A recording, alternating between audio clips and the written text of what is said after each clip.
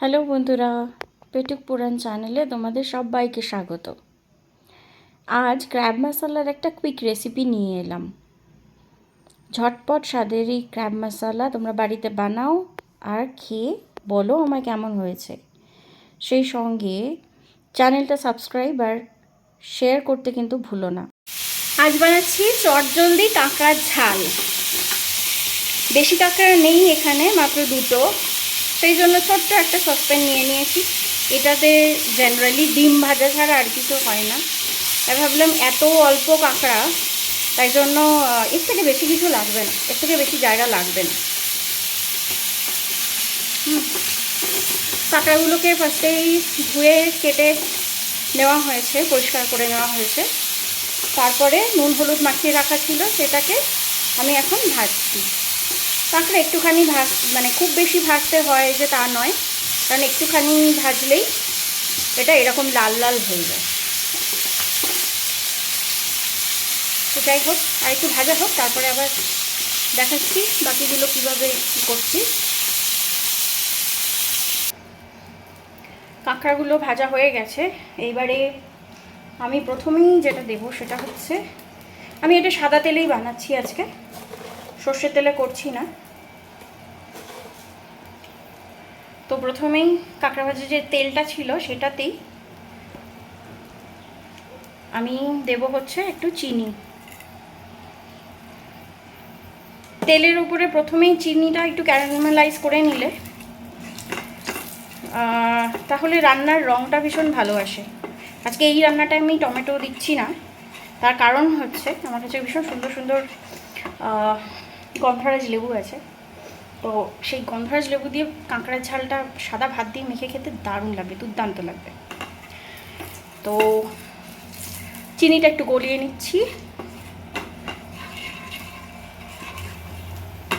গলিয়ে নেওয়ার পরেই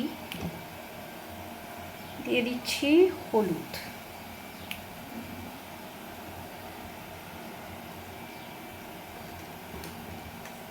হলুদের পর দিচ্ছি বেশ খানিকটা লঙ্কার গুঁড়ো, দুটোই 1 টিস্পুন মতন দিলাম।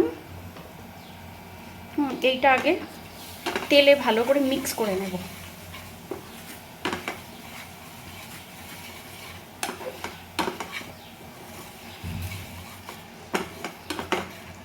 বেশ রঙটা বেশ গাঢ় হয়েছে, দেখাই যাচ্ছে।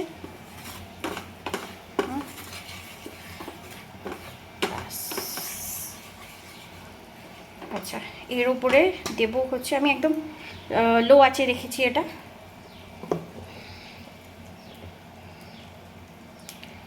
এটা হচ্ছে পেঁয়াজ আর রসুন বাটা।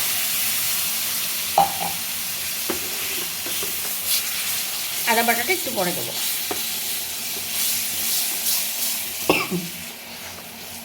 বেশ ঝাল উঠেছে।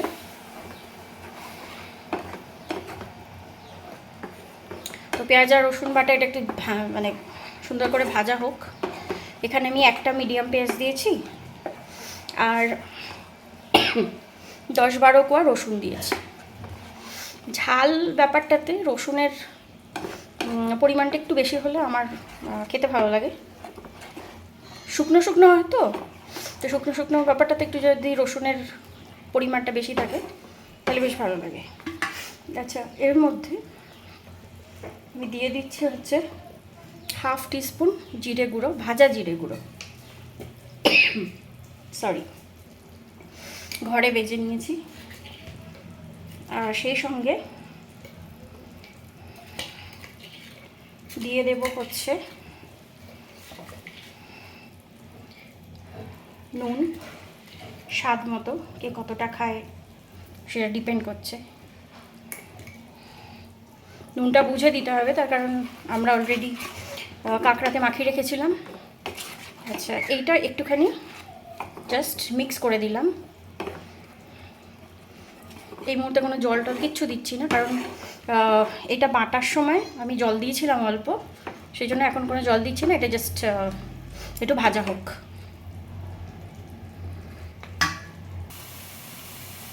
জলটা পুরো টেনে এসেছে। হ্যাঁ, আমাদের এটাও ভাজা ভাজা মতন হয়ে গেছে বেশ কিছুটা।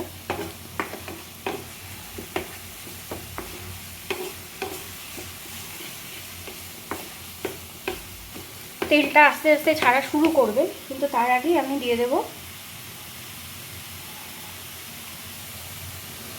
1 টিস্পুন মতন আদা,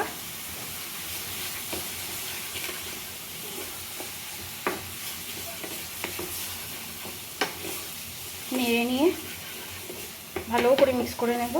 নিয়ে আঁচটাকে আমি একটু বাড়িয়ে দিয়েছিলাম,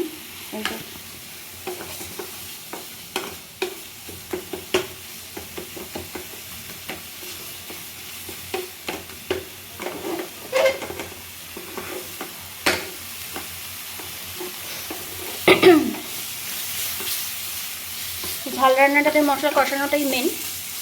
তো মোটামুটি জল শুকিয়ে এসেছে, তেলটা একটু ছাড়বে ছাড়বে করছে। এই সময়টাতে আমি দিয়ে দিচ্ছি এই মিক্সি ধোয়া যেই জলটা, তার সঙ্গে আমি 1 চামচ মতো দই মিক্স করে নিয়েছি, 1-2 চামচ মতন টক দই মিক্স করে নিয়েছি। টেস্টটা একটু ভালো হওয়ার জন্য আমি গ্যাসের আঁচটা আরও কমিয়ে দিলাম। আমি যখন মশলা কষি তখন এই যেই একটু শুকনো শুকনো হয়ে যায়, তখন বারবার করে অল্প অল্প করে জল দিই, এটাকে আবার এরকমভাবে কষতে থাকি, তাহলে মশলাটা ভীষণ ভালো কষা হয় আর রঙটাও ভীষণ গাঢ় হয়। তো যাই হোক, এটা এখন ওয়েট করব, তাড়াতাড়ি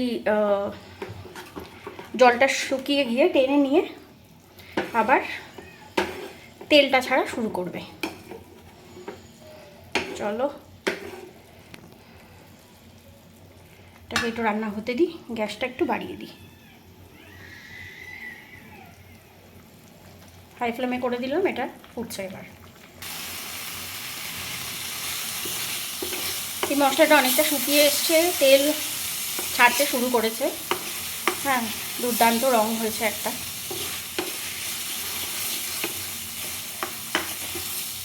এই রংটা আরও গাঢ় হবে, তবে এই পর্যায়ে আমি দুটো জিনিস এখানে অ্যাড করব। একটা হচ্ছে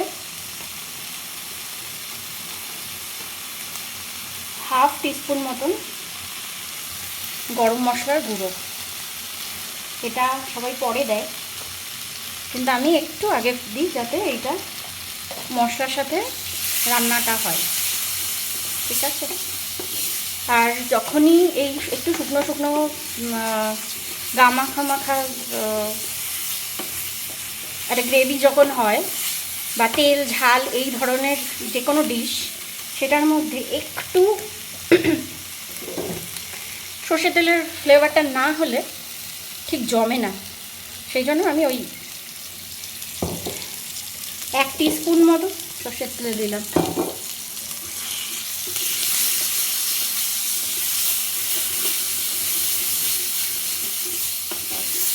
ঠিক আছে, আচ্ছা আঁচটা কমিয়ে দিলাম, নিচে লেগে লেগে যাচ্ছে, সেই জন্য।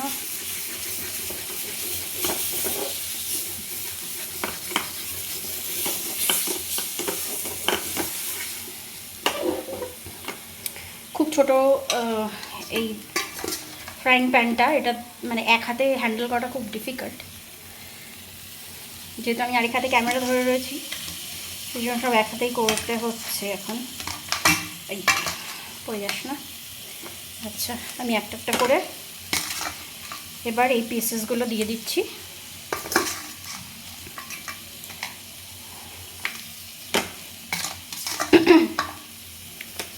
এইবারে আমরা একটু 2 হাত লাগাতেই হবে।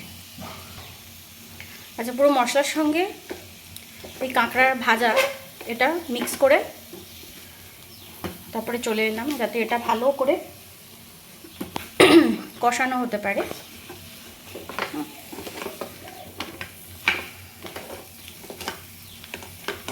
খুব ভালো করে মিক্স করা আছে, যেহেতু এটা ছোট, বারবারই গ্যাসের ওভেন থেকে বেরিয়ে যাচ্ছে, সেই জন্য 2 হাতেই ক্যামেরাটা পজ করে 2 হাতেই ধরে এটা মিক্স করলাম। আচ্ছা, এটা জাস্ট 2-3 মিনিট কষানোর পরে যেটা করব সেটা হচ্ছে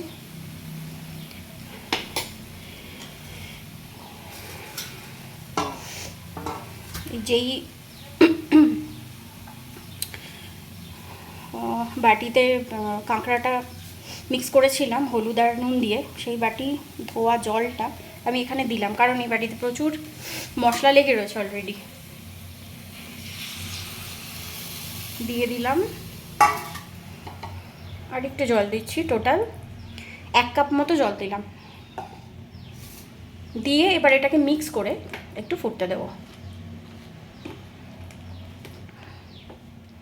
যাতে কাঁকড়ার ভেতরের যে মাংসগুলো আছে, কাঁকড়ার ভেতরে যে শাঁসগুলো আছে সেগুলো খুব ভালোভাবে রান্না হয়ে যায়, আর কাঁকড়ার ভেতরেও মশলাটা ঢোকে। ঠিক আছে, চলো কিছুক্ষণ এটা ফুটুক, আঁচটা একটু বাড়িয়ে দিই, তাহলে খুব ভালোভাবে হবে। সমস্ত ইনগ্রেডিয়েন্টস আমরা অলরেডি দিয়ে দিয়েছি, এখন শুধু ফোটার পালা।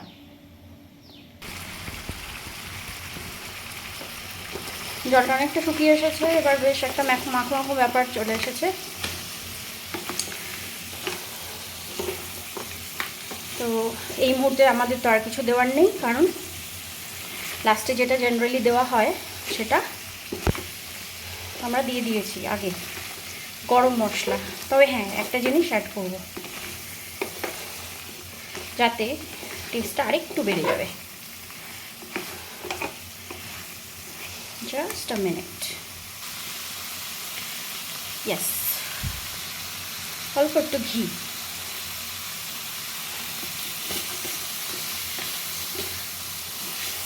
জাস্ট হাফ টিস্পুন মতন ঘি।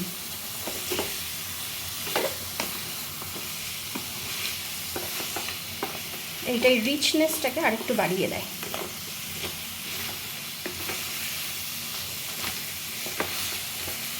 একদম শুকনো শুকনো হয়ে গেছে, জাস্ট মশলাটা পুরোটা এর মধ্যে মিক্স করতে পারলেই ডান।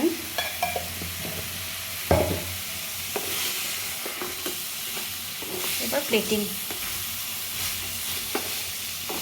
চলো প্লেটিং করে দেখাই তোমাদের তাহলে।